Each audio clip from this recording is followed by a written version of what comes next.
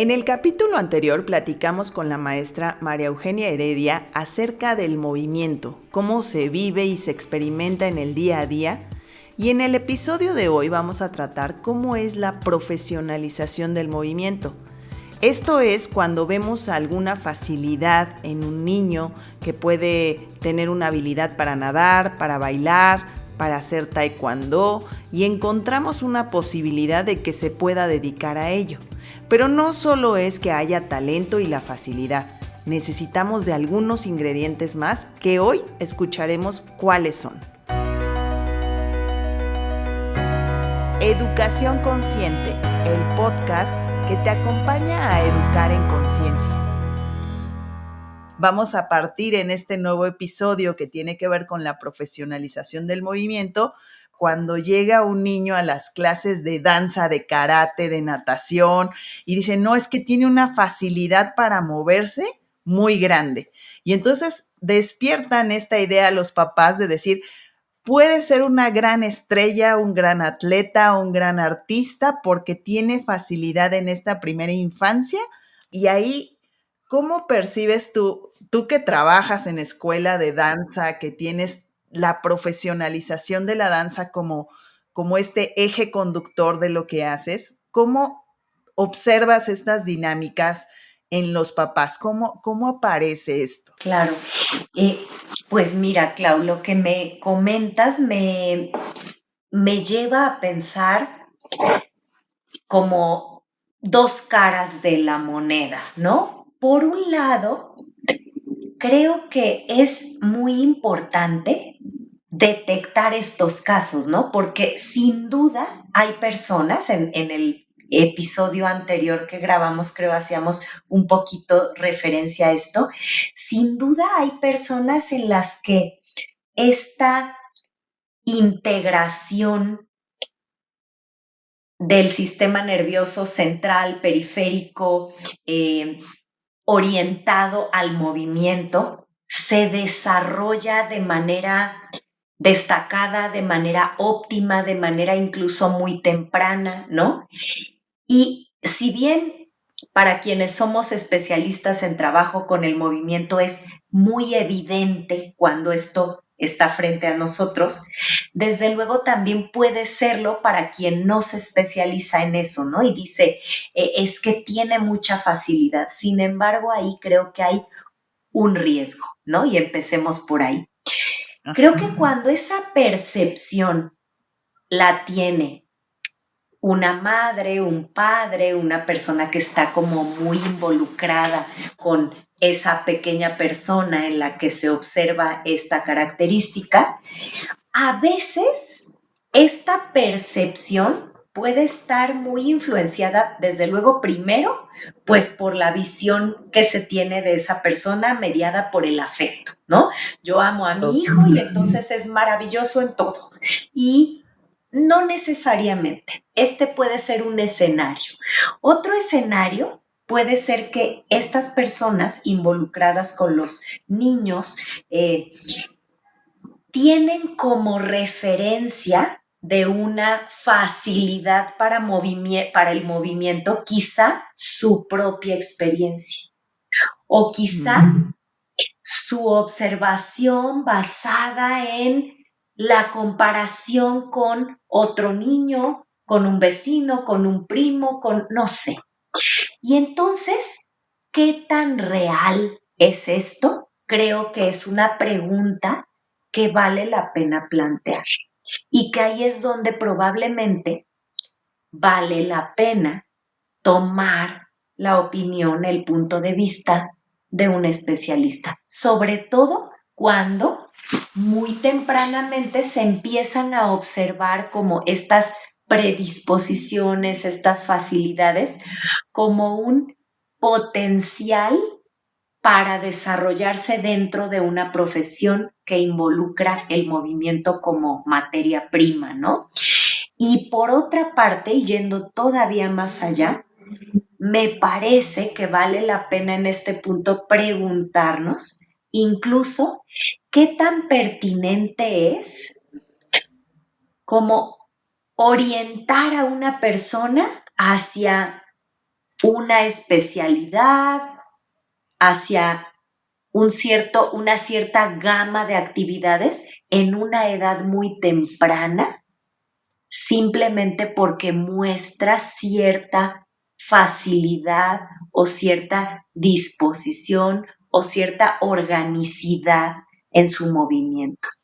Creo que ahí también valdría la pena muchísimo plantearnos si este movimiento y esta orientación hacia el movimiento tiene una base en esa personita de simple facilidad para hacerlo, o si tiene la base un gusto y un disfrute, ¿no? Por el movimiento, o incluso si tiene como base una cierta, que ahora llamamos hiperactividad, Ajá. fundamentada incluso en la, no sé, en la ansiedad, en, no sé, en otro tipo de fundamento, que desde luego si fuera el caso de esto último, generalmente lo que ves no es un movimiento organizado, orgánico, fácil, etcétera, ¿no?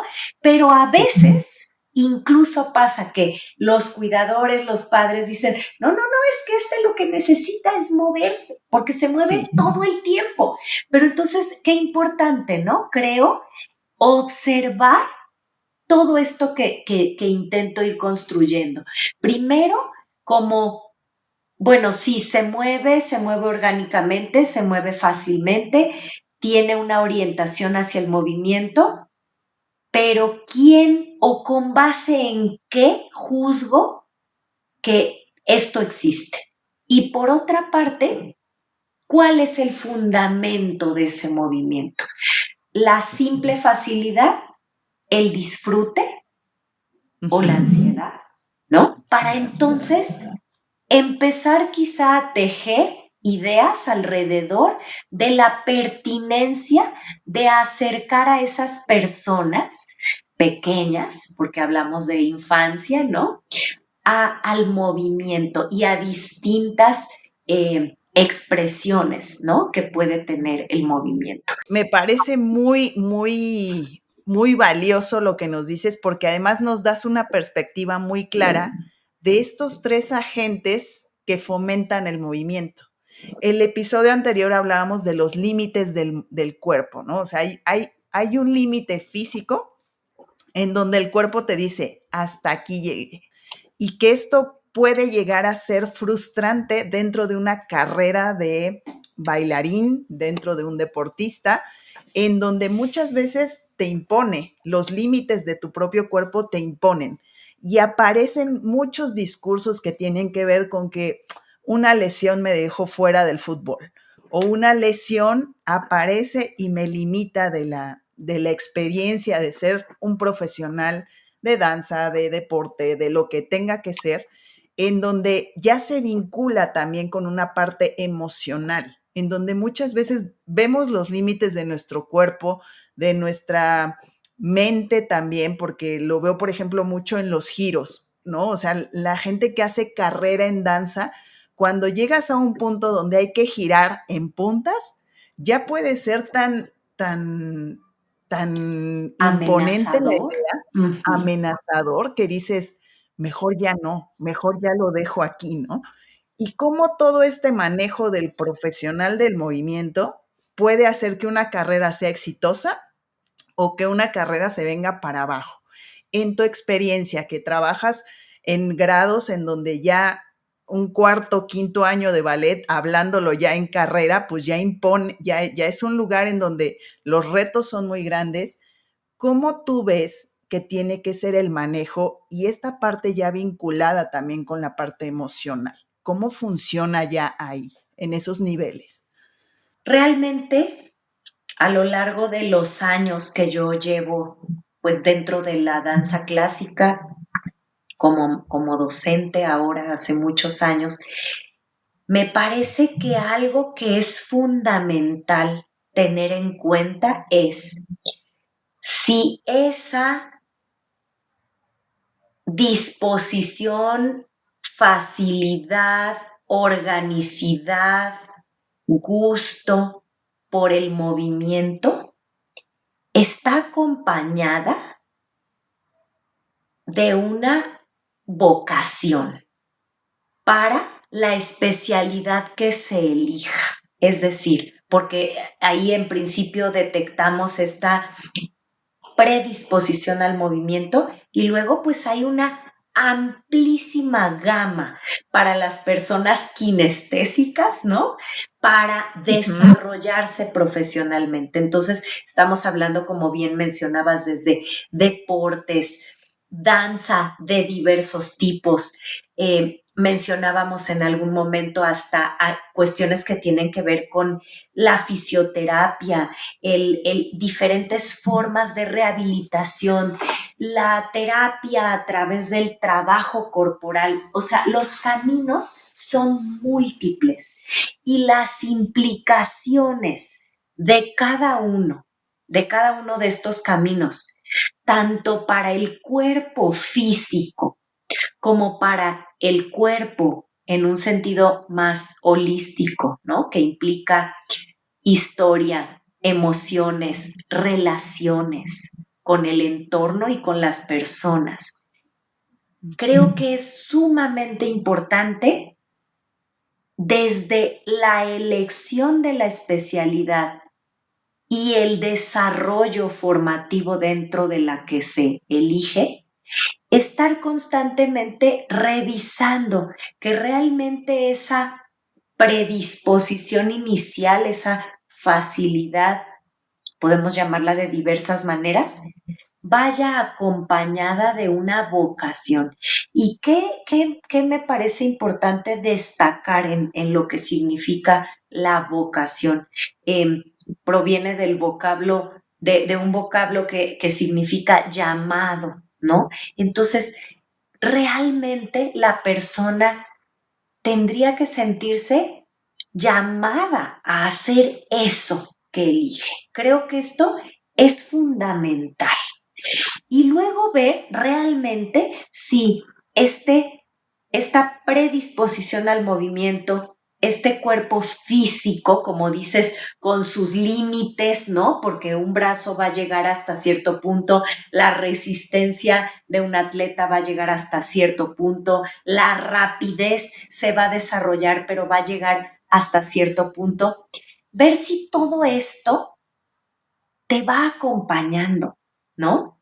Porque creo que es muy importante, creo que en estas profesiones, seguramente en otras también, de otras formas, pero creo que en estas profesiones podemos llegar a ser incluso muy violentos con nosotros mismos, porque justo la mayoría de estas especialidades que trabajan con el cuerpo como vehículo principal de expresión,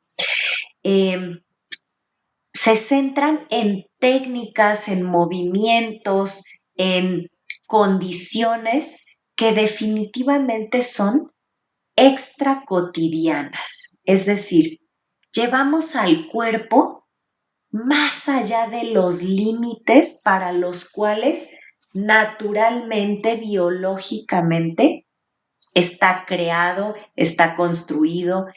Desde luego, el arte aquí es ir logrando esas adaptaciones que van a llevar a ese rendimiento extraordinario de una manera cuidadosa, paulatina.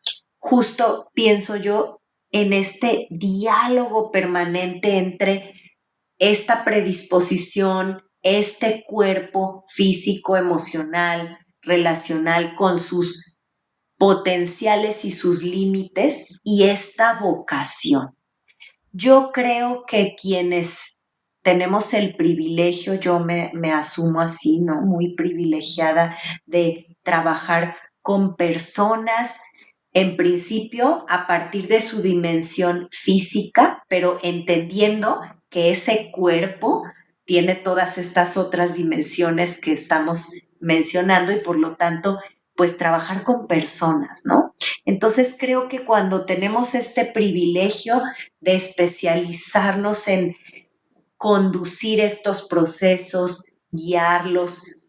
Me parece que, por un lado, tenemos que estar muy atentos a observar estas relaciones entre las distintas dimensiones de esas personitas y cómo van dialogando, cómo se van relacionando estas dimensiones y cómo entonces van dando el resultado visible que vamos viendo, que a veces es de un desarrollo fabuloso y en otras no es tan lineal, pero va el proceso de desarrollo y en otras claramente lo que vemos acusa que algo por ahí no va en sintonía y entonces el desarrollo no está ocurriendo, ¿no? En ese sentido de acercarnos a ese rendimiento extracotidiano, extraordinario que se busca. Y por otro lado, además de mi labor como especialista, en este caso docente, de observar eso, creo que también tenemos la responsabilidad enorme de ayudarles a estas personas a ir siendo capaces de auto observarse en estas dimensiones, de primero reconocer, ¿no? Cómo interactúan estas distintas dimensiones de su persona en ese momento, en ese esfuerzo por construir su yo profesional dentro del movimiento y entonces acompañarlos en ese proceso de estar muy cerca de sí mismos, muy presentes en el proceso, muy a la escucha de lo que está ocurriendo para a partir de ahí poder ir tomando decisiones respetuosas consigo mismos, ¿no? Para que no sea justo caer en estas formas violentas de incidir en la formación, ¿no? Donde lo único que pareciera que lo único que interesa es el resultado al que se quiere llegar, no importa a qué costo, no importa que vayas atropellando en el camino, ¿no? No importa, ya vaya, ni siquiera si quieres o no quieres, si estás cómodo, cómoda, si estás absolutamente incómodo, o ya decías incluso lesionado y pasas por encima de eso. Creo que esa parte también es una labor muy importante, ir ayudando a que desarrollen esa capacidad de autoobservación para entonces poder respetarse, ¿no? En el proceso.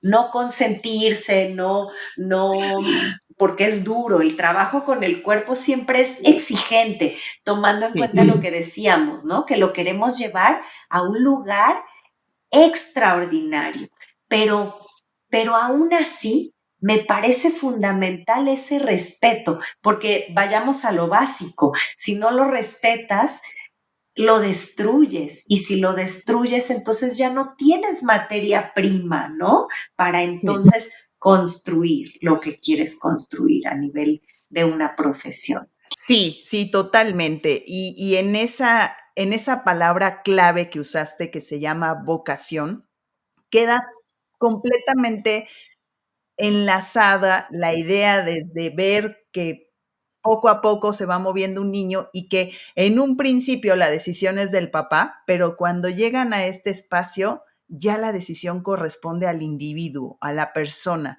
al alumno.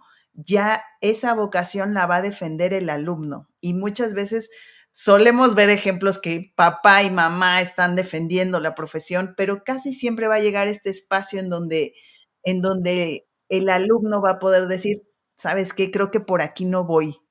Definitivamente la vocación es individual y es personal, pero Ujú. creo interesante rescatar también que, sobre todo cuando en estas profesiones que tienen que ver con lo corporal y que tienden a un desarrollo de adaptaciones morfofuncionales, semipermanentes, ¿no? El andeor, en la danza clásica, la flexibilidad extrema en muchas especialidades, por ejemplo, se requiere empezar muy temprano en la Sí. vida, ¿no? 7, 8, 9 añitos, 10, 11, ¿no? Y entonces es difícil pensar que un niñito, una niñita en estas edades va a tener realmente una vocación establecida. Entonces, ahí me parece bien importante y muy bonito decirlo, ¿no? Porque no es que esperemos que el niño ya sabe exactamente lo que quiere y las implicaciones que tiene lo que está eligiendo. No, Sí, claro que no. Justamente la vocación creo que engloba todo esto. Ese disfrute, ese llamado, y también esa actitud en la que la persona asume todo lo que conlleva esa profesión. Y eso también hay que decirlo, se va desarrollando. Lo que sí es que hay personas que descubren en ese proceso que lo que tenían era un gusto por moverse, por ejemplo, o por sí, estar en el escenario. Pero que eso de la disciplina y de tomar clase diaria y estirar la pierna y hacer, eso ya no les gustó, ¿no? sí, Si hay que hacer eso para pararse en el escenario, mejor no, por ejemplo. O si hay sí, que esforzarse tanto para bajarle 2 segundos a una marca y aún así te va a ganar así mejor no, ¿no?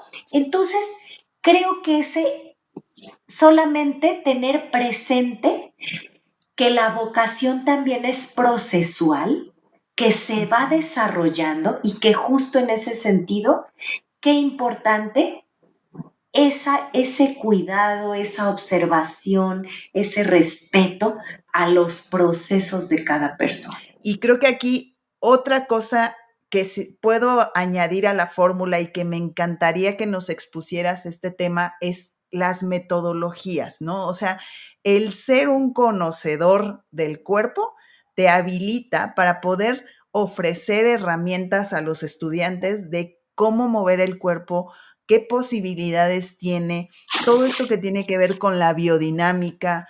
En ese sentido, yo sé que tú eres una fiel seguidora de metodologías saludables, de metodologías que tienen que ver con una preparación profunda del conocimiento de la anatomía, y en ese lugar es donde, bueno, me siento yo que estoy con la persona indicada para que nos expliques cómo una metodología puede sustentar también el éxito de una carrera profesional, porque implica un montón de cosas, pero tú que sabes de todo eso, ¿qué nos puedes decir al respecto? Creo que en general en muchos abordajes de la profesionalización del movimiento, lo que está primero suele ser la forma. ¿A dónde quiero llegar? ¿Cómo se debe ver este movimiento? ¿Qué forma debe tener o qué resultado debo alcanzar? Ujú. Pero a veces, por increíble que parezca, yo lo digo hoy, me parece increíble, pero por increíble que parezca, a veces se obvia que generalmente estos parámetros y estas formas y estos resultados son una serie de construcciones ideales que están en la cabeza de alguien que diseñó la línea recta para el arabesque, cuando en realidad nuestro cuerpo de línea recta tiene poquísimo, ¿no? Cuando te pones realmente a observar, nuestro cuerpo está lleno de curvas, de relieves, de cóncavo y convexo, de compensaciones para mantener el milagro de la verticalidad, por ejemplo, ¿no? Ahora imagínate lo que pasa cuando llevas esa verticalidad al extremo de la danza clásica, al extremo de bailar en puntas, ¿no? Y de volar por los aires saltando. Entonces, Ujú.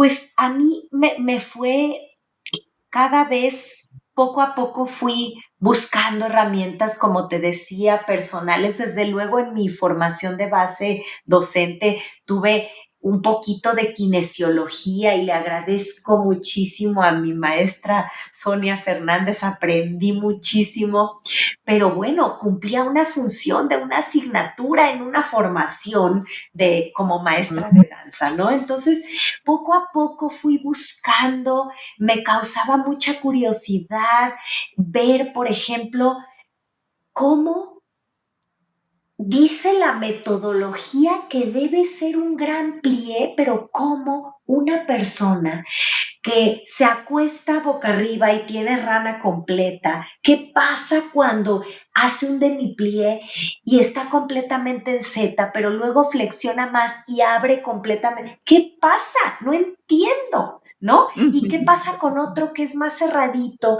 pero llega a un punto en que pareciera que aplicando fuerza muscular logra, en fin? Yo fui aprendiendo año tras año de los procesos de mis estudiantes, de los estudiantes a mi cargo, de observar y de realmente para lo que más me sirvió, como te decía, era para plantearme preguntas y decir, no entiendo nada, a ver cómo le ayudo.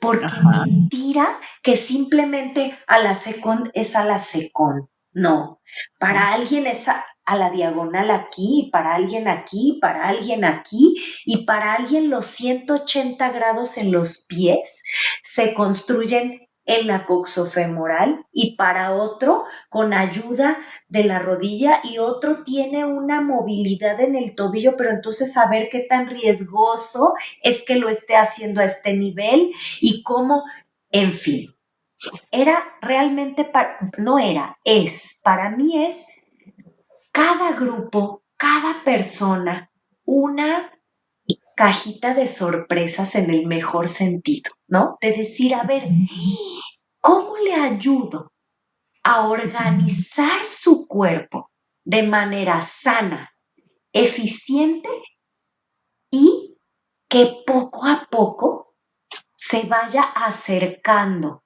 a a esas construcciones ideales que llamamos técnicas, ¿no?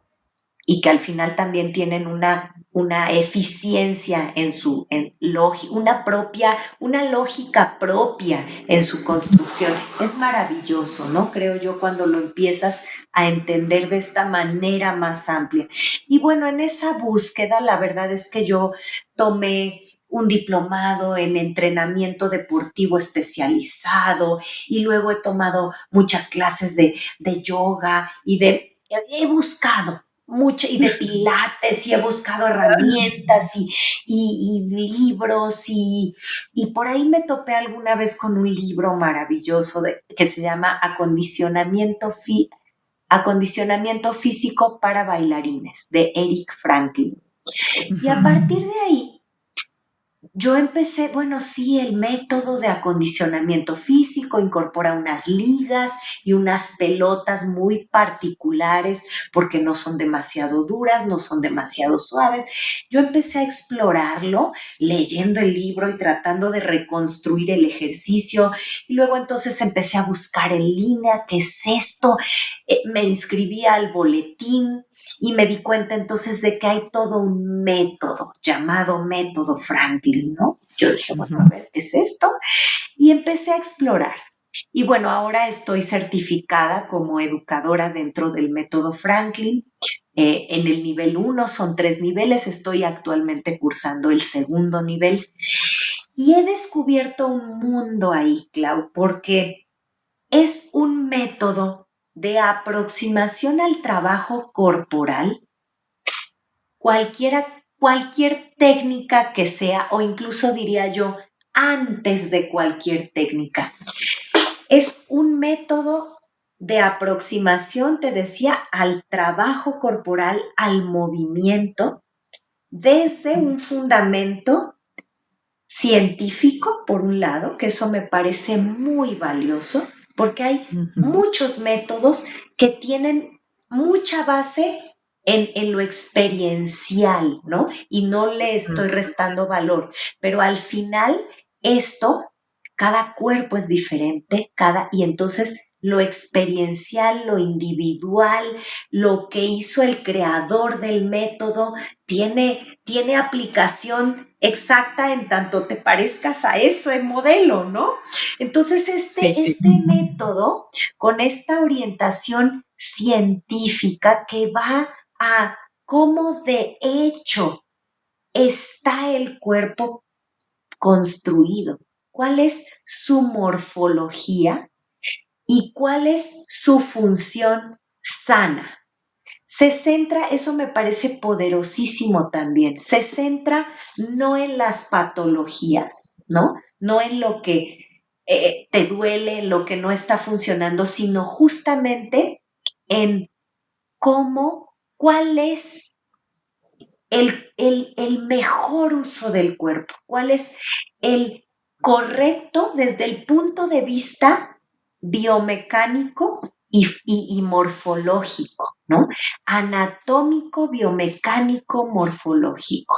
Y entonces, pues me descubro ahora jugando con huesitos, ¿no? Y viendo cómo entonces, claro, pues es que si la apófisis espinosa mía es enorme, pues por más que estire los músculos, un día va a llegar aquí, ¿no? Y entonces no me voy a pelear con mi extensión de espalda porque ahí va a llegar y más bien la voy a mantener sana en fin, es cambiar este enfoque, no cambiar, es encontrar un nuevo abordaje, ¿sabes? Desde una perspectiva que probablemente algunos podrían llamar somática, en este sentido de llegar a la forma, pero a través de la conciencia, del conocimiento y de esta experiencia del cuerpo, que eso es muy lindo también del método, que no es teórico, es completamente experiencial,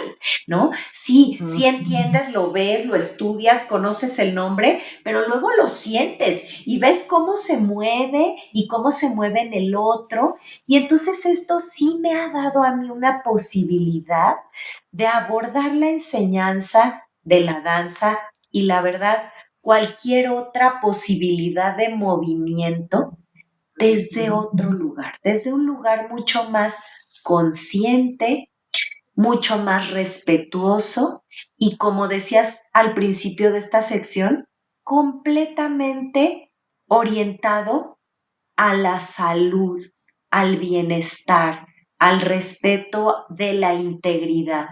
Y esto, lo interesante es que no está peleado con lograr esos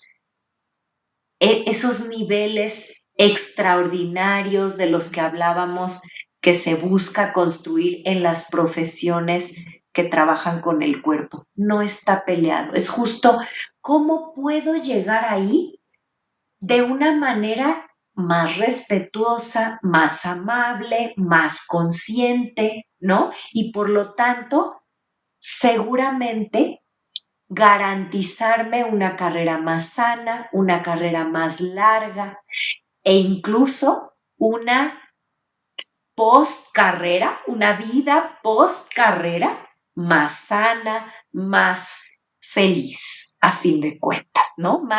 Mucho más integrada. Además, el método tiene un trabajo muy interesante de integración mente-cuerpo, ¿sabes? Justo en este proceso de conozco mi herramienta, conozco cómo se mueve sanamente, respeto, uso esas posibilidades, ¿no? Y a partir de eso lo vuelvo cada vez más eficiente y cada vez la experiencia es más viva, más orgánica, y al final más feliz, más gozosa, ¿no? Entonces, pues esa es mi búsqueda. La verdad es que sí estoy clavadísima en este momento, ¿no? En el método y en aprender del método. El primer nivel está enfocado en huesos y articulaciones. El segundo está enfocado en músculos, ligamentos, tendones y fascias. Entonces, bueno, me va dando una dimensión del cuerpo y del movimiento increíble que realmente espero que en unos añitos mis alumnos del futuro, mis estudiantes del futuro puedan corroborar, pero que creo que está siendo para mí muy transformadora en la forma de ayudarles a transitar por ese proceso y de lo que te decía al inicio, no llegar a la técnica desde lo externo, desde la forma, desde el lugar a donde hay que llegar, sino desde un lugar mucho más de un conocimiento mucho más interno, profundo del cuerpo, que al final me lleve a ese resultado, ¿no? Es complejo de explicar en palabras, ¿no? Porque es todo un Sí, universo que hay que sí. además practicar, ¿no? Pero Ujú, bueno, la búsqueda es por ahí y creo que estas características es científico porque tiene muchos estudios que lo respaldan y cuerpos, disecciones, ¿no? Que nos enseñan que es así y no de otra ajá, forma. ajá. Y luego es sustentado entonces en la anatomía, en la biomecánica, en la experiencia, porque eso es muy importante. Ellos hablan de la pedagogía del embodiment, de poner en el cuerpo lo Ujú, que haces, ¿no? Tú no puedes decirlo y solo explicarlo. Hay que sentirlo, hay que vivirlo. Y por último, esta integración cuerpo-mente a través del uso de imágenes es un método de una creatividad, pero de una creatividad sustentada en la realidad, ¿no? Donde además se cuida muchísimo que los cues que tú usas para ayudar a un estudiante, a una persona a experimentar algo, tengan sustento en lo que de hecho sucede en el cuerpo, ¿no? O en la experiencia también como es para esa persona. Es un uso, un nivel de refinamiento en el uso de las imágenes muy interesante. Entonces, bueno, ha sido delicioso encontrarme con el método y poder encontrarle una aplicación tan clara, tan directa, desde luego en mi práctica docente, ¿no? De danza clásica, pero luego en mi práctica como yogi entusiasta, ¿no? Y como psicoterapeuta, de pronto descubro que tiene una cantidad de aplicaciones para la terapia corporal impresionante, ¿no? Esa parte, digamos que en este momento no la he explorado como imagino que tiene el potencial que tiene, pero espero poder irlo ujú. integrando también, ¿no? Porque pues sí, me parece una herramienta interesantísima y creo que todas las técnicas, cualquiera que sea, ¿no? Que lleve a la formación profesional o al desarrollo profesional dentro del movimiento, me parece que quienes estamos como responsables de esos procesos, sí tendríamos que trascender un poco esa parte meramente formal, ¿no? Y realmente indagar, desde luego no afirmo que este sea el único camino, creo que hay muchísimos, pero sí preocuparnos de acercar a las personas una forma que les ayude a ser más conscientes, a ser más respetuosos, a vivir ese proceso, pues realmente de manera integrada, ¿no? No de Ujú, manera ujú. mecánica, externa, a partir de solamente la exigencia de un resultado. creo que es un camino súper interesante y que a veces pareciera que vamos más lento, Sí. pero de pronto te das cuenta de que yo les digo a mis estudiantes luego, inviertan, no gasten. Ajá, Inviertan. ajá, Y esto es una ajá. inversión, ¿no? Cuando realmente estás invirtiendo tiempo, esfuerzo en entender cómo trabaja tu cuerpo, cómo funciona, cómo es más eficiente, cómo es mejor tu experiencia de movimiento, puedes hacer lo que quieras un poquito más Ujú. adelante, ¿no? Entonces, creo que son metodologías y en particular pues este método Franklin maravilloso, creo que son metodologías que ayudan mucho a este abordaje más completo, más complejo también, ¿no? Como seres complejos que Claro. somos, creo que es lo Sí. que corresponde, ¿no? Totalmente de acuerdo contigo. Hacer carreras saludables en donde puedan tener una post vida, porque se sabe que estas carreras son muy limitadas. O sea, el cuerpo mientras sea joven va a funcionar para estas carreras.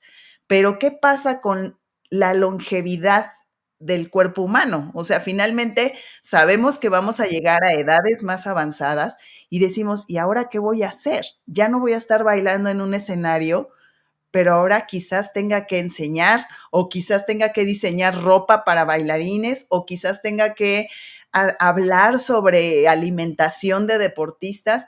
Y entonces toda esta buen funcionamiento de tu carrera, pues te permite llegar a esos espacios. En tu experiencia, ¿cómo lo observas? ¿Cómo lo tocas? Es importante. Hacia allá iría mi pregunta. Claro, sí, Clau. Pues mira, te voy a decir que para mí durante varios años fue incluso un gran tema de, otra vez, de plantearme preguntas, de observar el campo profesional específicamente de la danza, pero creo que sucede igual de manera similar en otras especialidades que trabajan con el cuerpo de manera profesional. Y para mí era muy impactante ver como este sentido de, como de solo vivir el momento, ¿no? De pronto que Ujú. hay en la gente que trabaja con el cuerpo en esa etapa de actividad profesional. Y esto, bueno, me conecta también con mi formación como psicóloga y con un trabajo de investigación justamente que yo elaboré como tesis de la carrera de psicología y que me sigue dando muchísimo conocimiento. No sabes qué valioso fue a nivel de comprensión de la psicología, de la subjetividad de quienes se forman como bailarines, quienes son bailarines y quienes luego se retiran de la vida de bailarines. Y es que es muy impresionante que definitivamente esa etapa de actividad profesional es como este centro de gravedad, ¿sabes? Mientras eres Ujú. estudiante, ves para allá y quieres llegar y haces todo lo necesario para llegar a la etapa profesional, ¿no? Mientras estás ahí, es la intensidad y la inmediatez y la densidad de experiencias de todo tipo, maravillosas y a veces también muy complicadas y muy complejas, ¿no? Y luego el retiro. Esta etapa, como que te decía al inicio de esta parte, yo decía, es que es algo tan obvio que está ahí. ¿Por qué todo el mundo actúa como si no existiera? ¿Sabes? Esa Ujú, era como, ujú. como una gran inquietud, ¿no? Que yo tenía. Y a partir de este trabajo, y la verdad es que desde ahí, otra parte que a mí me ha interesado siempre mucho de la formación es justo contribuir de alguna manera a que tanto los estudiantes como los padres, como quizá maestros que no están involucrados propiamente ni en la formación profesional, ni en la vida profesional, pero que forman, que sus escuelas son semilleros de talentos, que comprendan estas lógicas de la profesión, porque el retiro va a llegar, sí o sí, más Sí, pronto o más tarde. Si alguien tiene muchísima suerte e hizo una larga carrera, pues bailará profesionalmente 20, 22, estamos viendo carreras de 22, 23 años por ahí, ¿no? En las compañías, pero no más. Y eso va a terminar. Y eso, como te decía, y tú lo sabes perfectamente, en los casos de quienes hacen carreras largas, muchas personas se retiran y como justo este centro de gravedad de la vida de una persona que se dedica profesionalmente a algo que tiene que ver con el movimiento es la etapa profesional, es como que se quedan agarrados de eso, ¿sabes? sí. De que es que hoy hago o hoy me presento así porque yo fui primera Mm, bailarina o porque yo ujú, fui solista tal o porque sí. ¿Y hoy quién eres? ¿Sabes? Me parece exacto. una pregunta fundamental.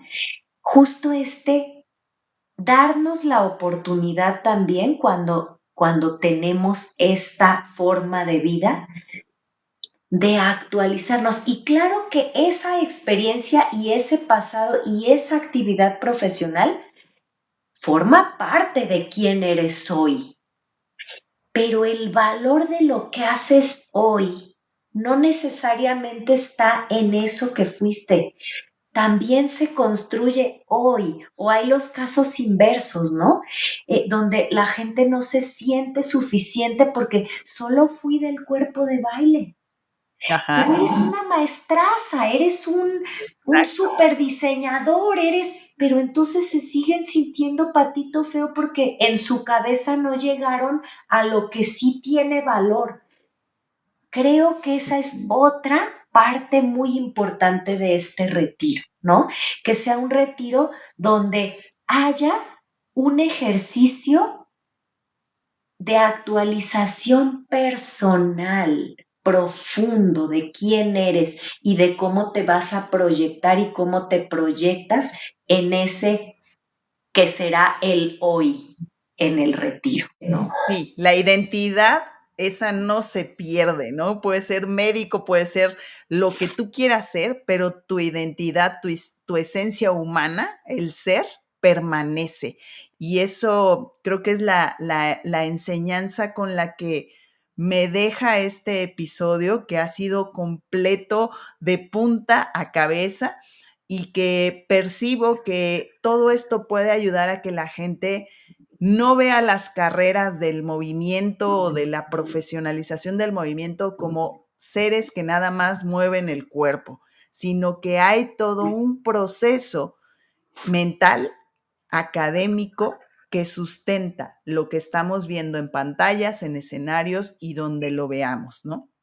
Creo que desde ahí es de donde este episodio cobra toda la relevancia educativa y pues yo sabía que nos ibas a regalar unos episodios de maravilla contando el anterior que fueron todos los fundamentos del movimiento y hoy culminar con esta idea.